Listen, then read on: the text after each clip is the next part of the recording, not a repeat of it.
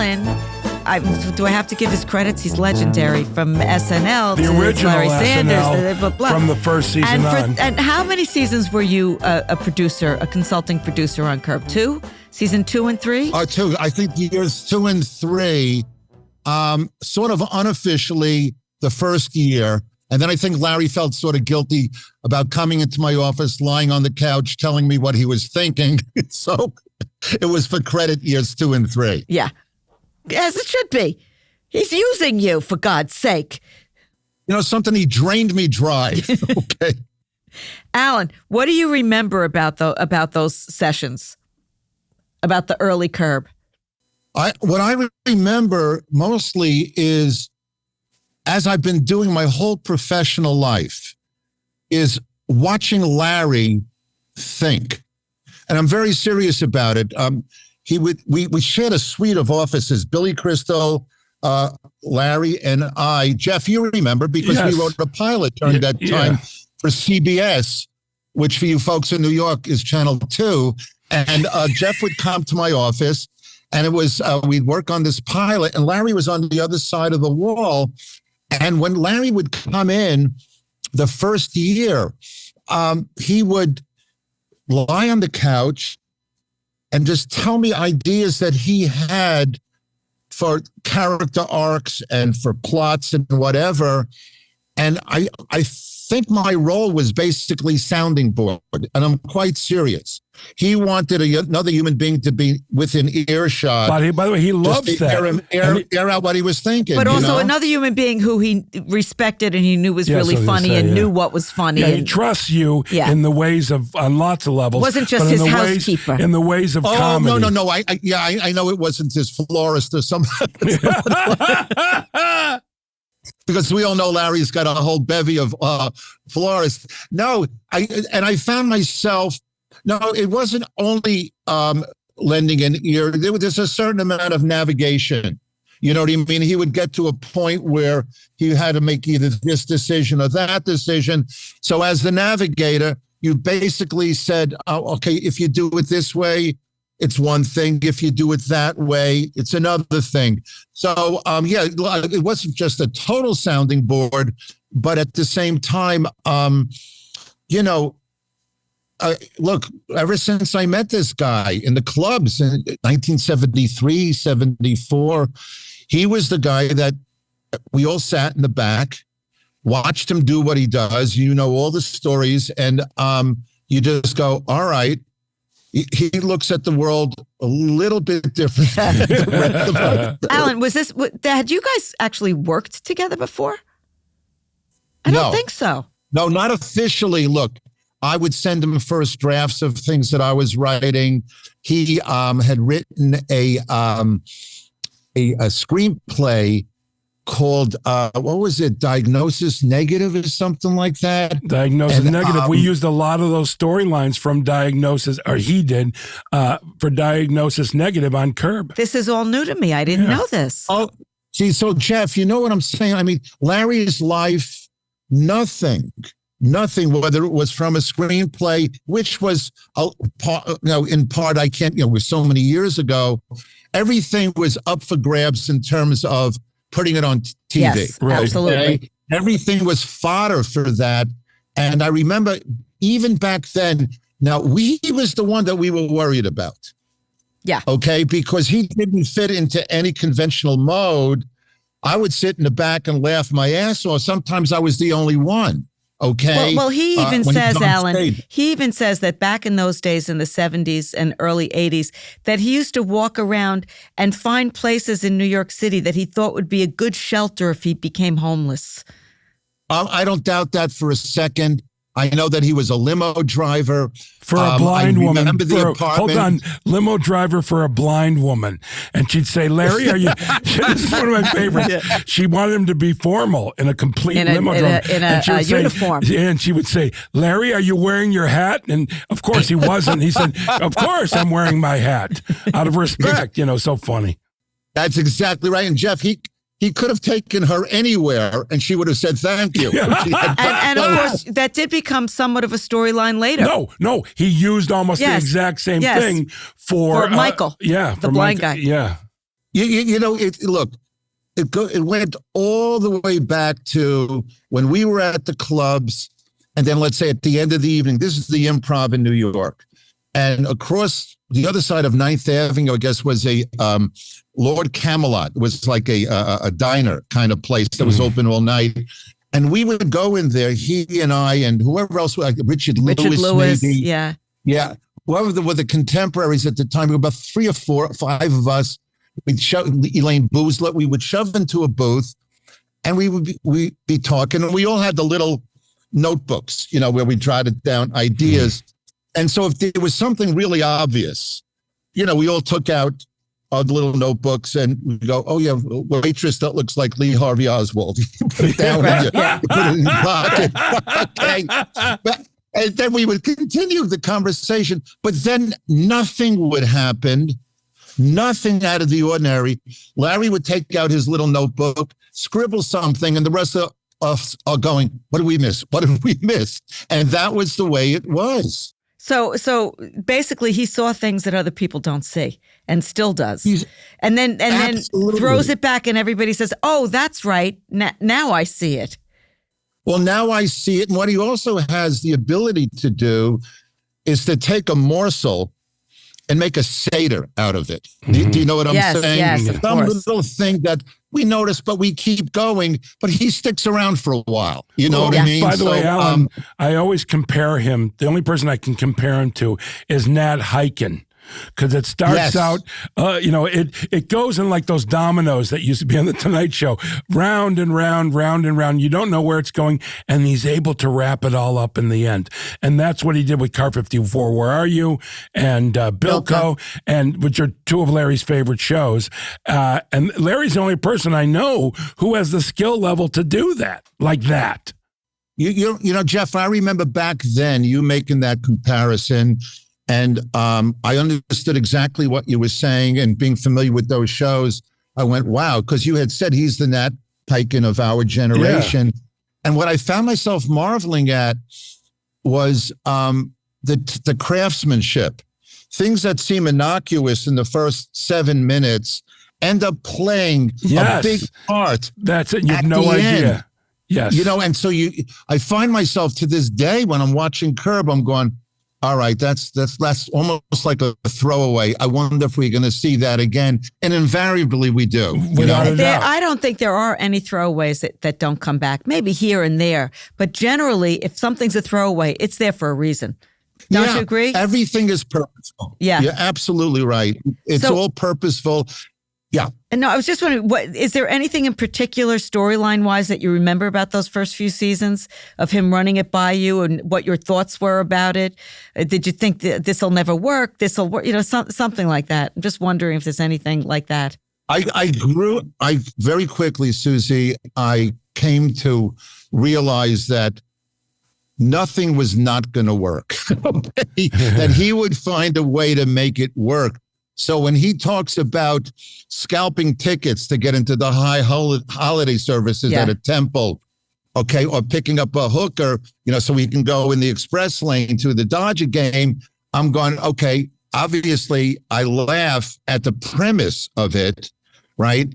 But at the same time, when you had all the other storylines that came in, okay, this was going to drive it, but what else would there be there? When he went into the lake, during the baptism, sometimes I'd find him working a little bit backwards, knowing that he wanted to go into the lake to save the baby during the baptism. Okay, how is he going to get here? You know what I mean? So it was always as a writer that I admired the craftsmanship of making it all make sense within this world that he created. The puzzle. It's a puzzle, absolutely. A world that stars this guy. Yeah. He said to me the other day, I forgot what scene we were doing, but he said to me, we're in the middle of something completely ridiculous, and he turns to me, he said, look at this world we're in, this craziness of this kitchen. World that we're in. That was in the kitchen when we were filming the scene about your billboard. Yeah, okay. That was and the one. And it's like, this world that we've been in for all these years is so crazy and so much fun. But also, even though it's crazy, it feels real. It always feels real. Yeah. None of it ever feels false to me. It always feels real. I mean, insane, but real. Mm-hmm.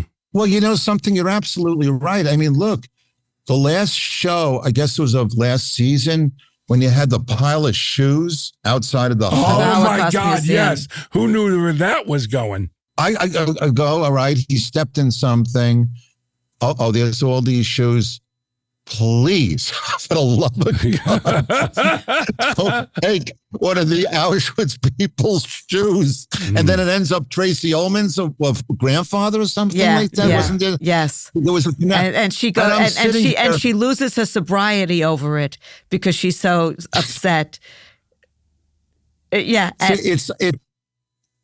Go ahead. I'm sorry. No, I mean, it's just so, interconnected. But you hook in, it's like you hang on and you let him take you wherever and that's he's a great go. example because there's so much in that the Matt Walsh, touching his penis to him, which makes him step back and step in shit, which makes him have to take his shoe off, which then makes him have to put on the Holocaust shoe. I mean, there's such a series of events that are a snowball going on there that are just that's a thing of beauty. It's that like particular what you one. just said, that there are no beats and there are no moments that don't figure in. Yeah. Okay. There are no extraneous things where you go, gee, he could have lost that. No, they all become integral to what he ultimately does. And I think it's more so than ever in that way. Jeff and I have talked about how in the beginning, all the plot lines were much more simpler. Well, they were 7 pages long. Correct. And now they're about 12. 20s. No, they're in the 20s. Well, sometimes, yeah. So they've gotten much more intricate and involved, and that's a great example of how much more intricate and involved they've gotten. Well, something, and that's a way, if you binge watch the show, okay, you can pick up on that what used to be a little bit more simplistic, a little bit more streamlined in terms of what the plot was going to be and how things unfolded.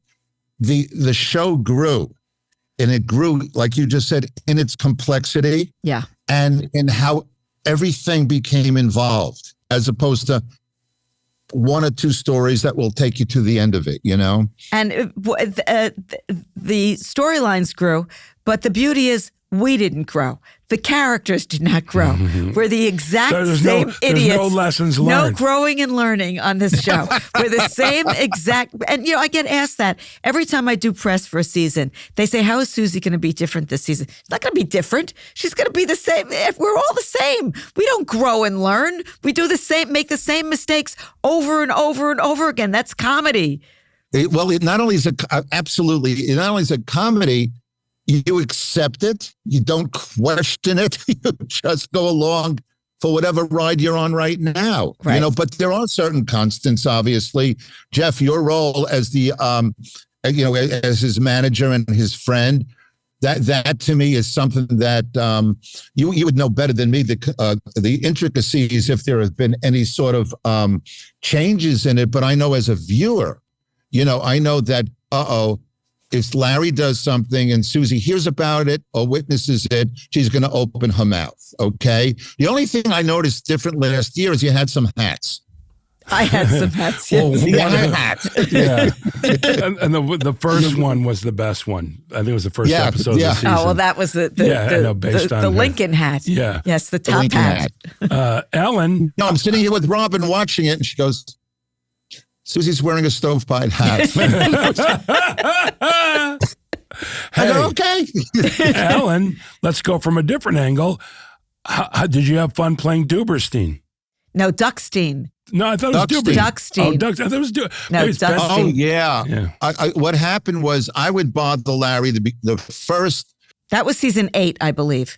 Yeah. When we were in New York. The first week of every season when you would go back to production, because I'd watch this show, I'd go, oh, he used Phil Rosenthal. He used this one. He used that one. I'm going, hey, okay. Over here.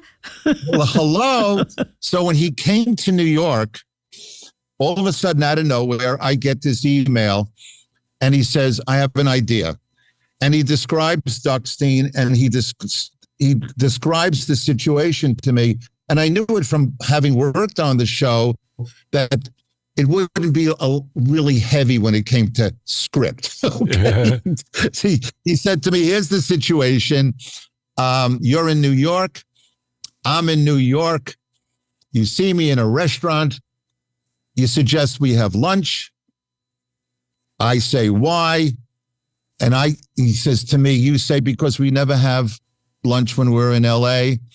He says, let's see where it takes us.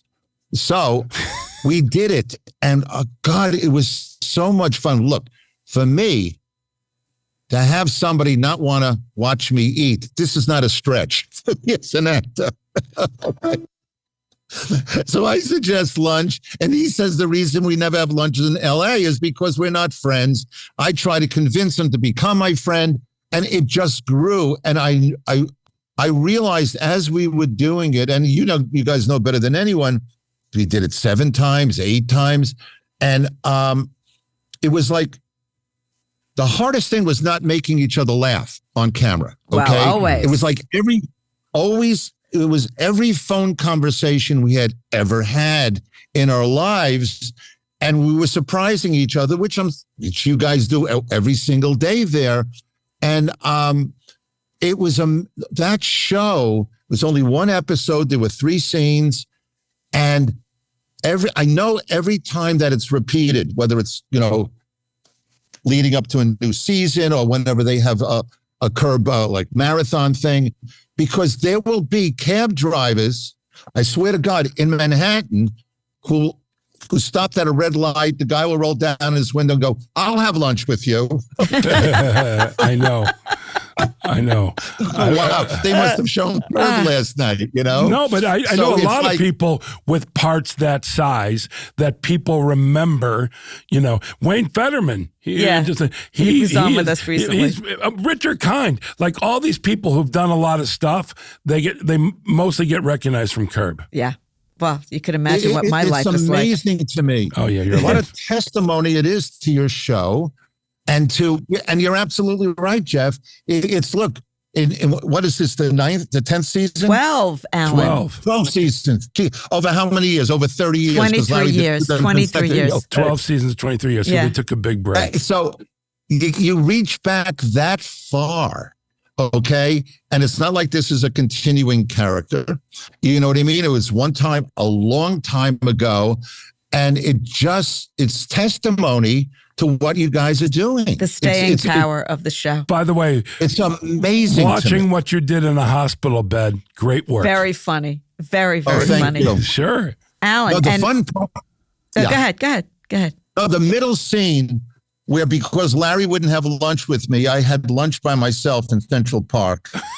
And I remember we shot it like at 10 o'clock in the morning, and they bring these pastrami sandwiches this big from the Carnegie Deli when it was still open, right? So the scene was I'm supposed to be eating by myself because he wouldn't have lunch with me. And apparently I didn't know anybody else in New York to ask.